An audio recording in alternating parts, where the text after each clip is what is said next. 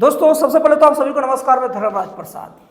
अभी मैंने इस वीडियो को थंबनेल में लिखा कि फिर विपक्ष हमारे देश के विकास और शान की जो बढ़ोतरी में ना फिर रोड़ा बना है। ऐसा क्यों मैं लिखा? क्योंकि अभी व्हाइट हाउस की तरफ से ना ये बात बयान आया है कि नरेंद्र मोदी जी और राष्ट्रपति डोनाल्ड ट्रंप अक्सर फोन पर बात करते रहते हैं।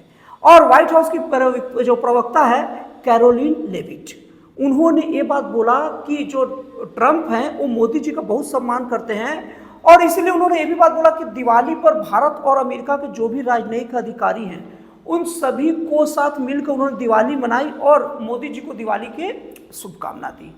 और वो लगातार ऐसे चीजों के पीछे पड़े हैं ट्रंप जिससे भारत और अमेरिका का रिश्ते सुधरे।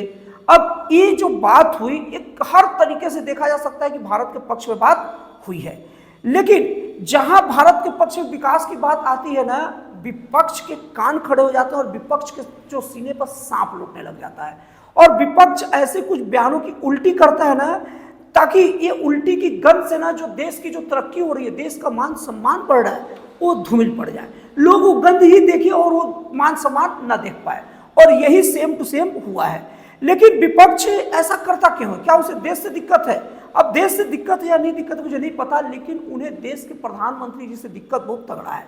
और वो प्रधानमंत्री से इतना ज्यादा दिक्कत है कि उनके बेइज्जती, देश की बेइज्जती की कीमत पर भी करने पर पीछे नहीं होते। अब देखा जाए तो जयराम रमेश जो विपक्ष के जो प्रमुख नेता है, उनके तरफ से अब इसके खिलाफ बयान आया कि अमेरिका का व्हाइट हाउस तो कहता है कि मतलब वो मोदी से बातचीत करते रहते हैं, लेकिन मोदी जी तो कहते हैं कि वो अमेरिका से बातचीत नहीं करते।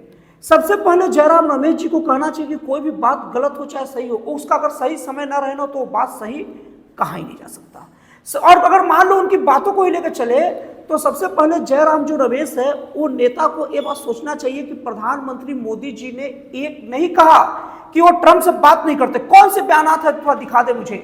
मोदी जी ने उस केवल बयान का खंडन किया था कि जब उन्होंने सीज फायर रोका था तो वो रोकने में ट्रंप का कोई भी बातचीत या ट्रंप का इस रोकने से रिलेटेड बातचीत का खंडन करते मोदी सरकार। मोदी सरकार कभी भी इस बात का खंडन नहीं करती कि वो राष्ट्रपति डोनाल्ड ट्रंप से बात करते कि नहीं करते हैं। वो केवल उस बात का खंडन करते हैं जो बात राष्ट्रपति जो ट्रंप ये दावा बार बार करते हैं कि हमने फोन करके दोनों देशों का युद्ध रुकवाया, सीज फायर करा दिया। अब इसके अलावा कोई भी बात का वो खंडन नहीं करते क्योंकि देश के विकास को लेकर सारी बात करेगी। अगर कोई अमेरिका का कोई राष्ट्रपति अगर भारत से बात करना चाहता हो सकता है भारत के पक्ष से बात करना हो, तो भारत सरकार क्यों उससे बात नहीं करेगी?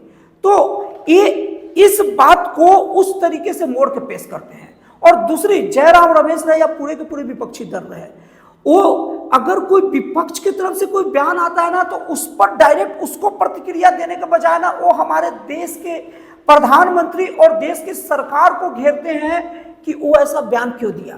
अरे भाई उससे पूछो ना कि ऐसा बयान क्या दिया, उससे पूछो।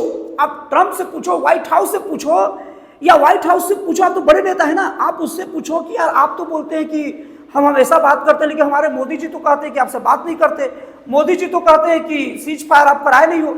उनसे पूछो ना भाई। अब वो क्या बयान दिए, अगर कोई कुछ भी बयान देगा उसको लाकर अपनी सरकार को नोचोगे और सरकार के नोचने के नाम पर पूरा देश का 46 दिन कराने का प्रभाव करोगे, क्योंकि आपकी क्षमता तो रहा ही नहीं कि अब देश का कुछ आप नुकसान भी इमेज का कर सकते हो, क्योंकि देश के लोग समझ गए कि आप कभी भी कुछ भी बकते रहोगे, कैसे भी गंदगी फैलाते रहोगे, उल्टी करते रहोगे।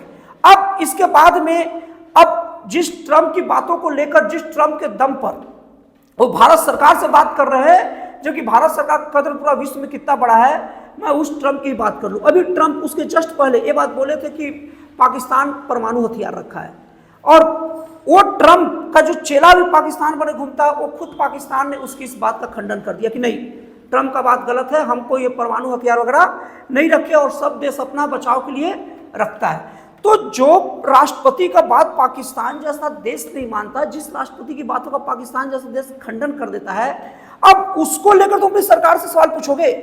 अरे वो बकवास करता है तो उससे पूछो, और नहीं तो उसको चुप भी रखो। और ये कांग्रेस की अभी कोई नया बात नहीं है। अभी इसके पहले एक बार डोनाल्ड ट्रंप ने एक बकलोली भरा बयान दिए थे कि भारत की अर्थव्यवस्था डेड इकोनॉमिक है, मतलब वो खत्म हो रही है।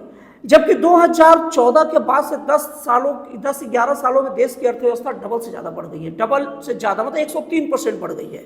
और खुद अमेरिका का अर्थव्यवस्था 47% बढ़ी है। अब ट्रंप कह दिया कि भारत की अर्थव्यवस्था डेड है, तो इसको लेकर नाचने लग गए, संसद में झाल बढ़ाने लग गए कि ट्रंप कह दिया देश की अर्थव्यवस्था करप्ट है और इनको पता ही नहीं, पूरा देश को पता है।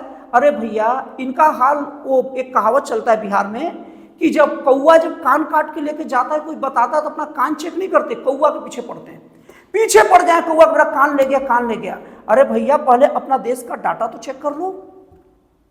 और राष्ट्रपति डोनाल्ड ट्रंप किस सिचुएशन फैसला दिए थे जब भारत उनका कहना नहीं मान रहा था, लेकिन नहीं, इन्हें तो हर हालत में जब भी देश का कुछ गौरव बढ़ाओ, देश के लिए कितनी बड़ी सम्मान की बात था कि देश का जीडीपी 103% 10 सालों में बढ़ गया, लेकिन ये लोगों तक नहीं जाने देंगे, देश के लोगों को प्राउड नहीं करने देंगे, उसके पहले अपनी गंदी उल्टी कर देंगे ताकि सब धूमिल हो सके। लेकिन अब आपकी उल्टियों को भी जनता नजरअंदाज करते रहेगी, ऐसी हालत रहा तब, और उसके बाद में जब ये जनता उनसे नाराज होकर वोट नहीं देगी, तब फिर कहेंगे कि मोदी वोट चोरी कर रहा है। मुझे कांग्रेस का मानसिक दिवालियापन का वो दिन भी देखना और दिखेगा जब वो एक दिन इस देश की जनता को यहाँ कर बोलेगी ना, ये देश की जनता मोदी सरकार से मिली हुई, इसीलिए देश की जनता वोट कर रही है और हमारे साथ नाइंसाफी कर रही है। और कोई भरोसा नहीं है इन उटपुटांग लोगों का कि देश की जनता के खिलाफ भी एक दिन कोर्ट में चल जाएगी, देश की जनता में वोट क्यों नहीं कर रही है, देश की जनता पक्षपात कर रही है, देश की जनता एक तरफा मोदी का साथ दे रही है। इस तरीके से इन लोगों का मानसिक तौर पर इन लोगों का संतुलन बिगड़ गया है और यही सब कारण है कि लोग चुनाव हार जाते हैं। अभी देखो, देश में स्पेशल इंटेंसिव रिवीजन चल रहा है, SIR चल रहा है, जो गलत लोग हैं उनका नाम काटने का बात चल रहा है। खुद कांग्रेस भी ये बात कहती है कि मतदाता में फर्जीवाड़ा होता है, सब चीज होता है, तो भैया फर्जीवाड़ा ही तो दूर हो रहा है ना।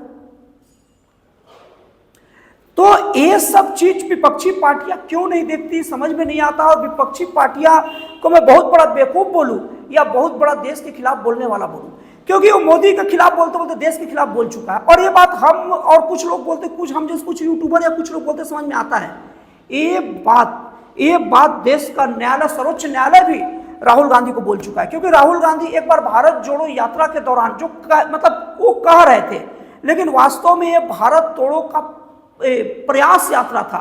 मैं प्रयास इसलिए बोला ना क्योंकि अब कांग्रेस पार्टी में इतना तड़ नहीं बचा, इतना औकात नहीं बचा कि देश को तोड़ सके, तो अब देश को तोड़ने का यात्रा था।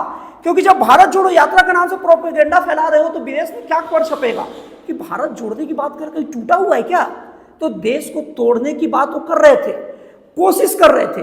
तो उस यात्रा के दौरान उन्होंने बोला था ना कि भारतीय सैनिक को ना पीटे चाइनीज सैनिक। अब कोर्ट में बात किया तो कोर्ट ने उन्हें बोला कि ये देश के खिलाफ बात है, और इस पर कांग्रेस आग बबूला हो गया, क्योंकि कांग्रेस अपने आप को देश का बादशाह समझता है, अपने आप को युवराज समझते हैं राहुल गांधी, और युवराज के खिलाफ कोई बोल दे एक कैसे कोई बर्दाश्त कर सकता है, और खुद कैसे बर्दाश्त कर सकते हैं। अब इसके बाद वो कहते हैं कि देश की जनता हमें वोट नहीं देती। तो इस तरीके से मैं हर तरीके से बोल सकता हूं, और सब देश के लोगों को समझ में आ रहा है कि जो देश की जो विपक्षी पार्टियां हैं वो अब ये चाह ली है ना कि मोदी जी को 2029 में 34 में मतलब लाना है।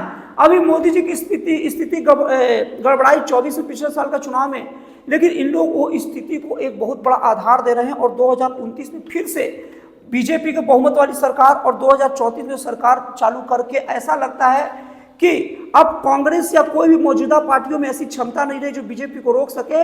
अब कोई नई पार्टी दिखेगी और नई पार्टी बनने में 15-20 साल लगेंगे। मतलब लगता है कि अब बीजेपी के हाथों में ही पूरा का पूरा विपक्षी पार्टी कमान देने के चक्कर में पड़ गई है। तो दोस्तों, आपको एनालिसिस कैसा लगा, विश्लेषण कैसा लगा, प्लीज कमेंट करके बताइएगा। तो फिर मिलते हैं अगले वीडियो में एक नए, एक जन कल्याणकारी और एक राष्ट्रवाद से प्रेरित नए विचारों के